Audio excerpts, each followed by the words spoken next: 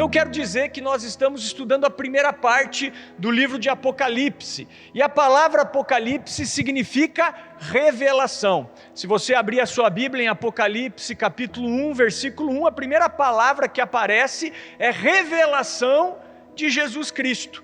E esse livro, ele foi escrito pelo apóstolo João. O apóstolo João foi um dos 12 discípulos de Jesus, que também foram chamados de apóstolos. E dos 12 discípulos que andaram com Jesus, 10 deles foram mártires, morreram por causa da pregação do evangelho. Por exemplo, o apóstolo Pedro foi crucificado de cabeça para baixo, outros foram decapitados, outros talvez mortos de outra maneira. Então 10 deles foram mártires. Um deles foi um suicida, que foi Judas, o traidor. Então quando Judas traiu Jesus, movido de um grande remorso, ele acabou se enforcando, ele acabou se suicidando. E o apóstolo João, ele foi o único dos 12 que morreu de morte natural. E ele recebeu essa revelação do Apocalipse quando ele estava preso por causa do testemunho de Jesus numa ilha chamada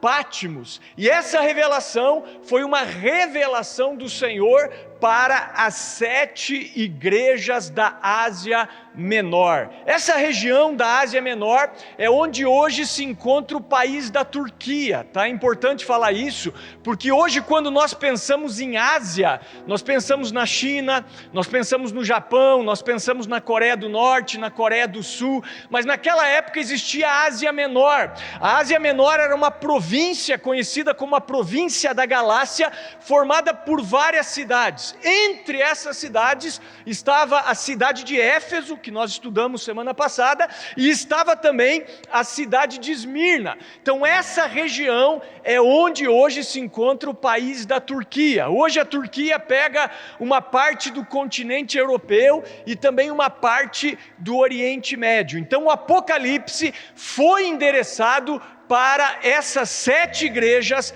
da Ásia Menor, da província da Galácia. E o número 7 é o número de Deus, é o número da perfeição, é o número da totalidade. Deus fez o mundo em 6 dias e no 7º dia ele descansou. Então o número 7 na Bíblia, ele é muito sugestivo. Ele é o número, eu repito, da totalidade. Então quando João, inspirado pelo Espírito Santo, escreve o Apocalipse para as 7 igrejas da Ásia Menor, na verdade essas eram ou são direções do Senhor para todas as igrejas do mundo. Ou seja, essa carta que nós acabamos de ler é uma carta para a nossa igreja também. Posso ouvir um amém?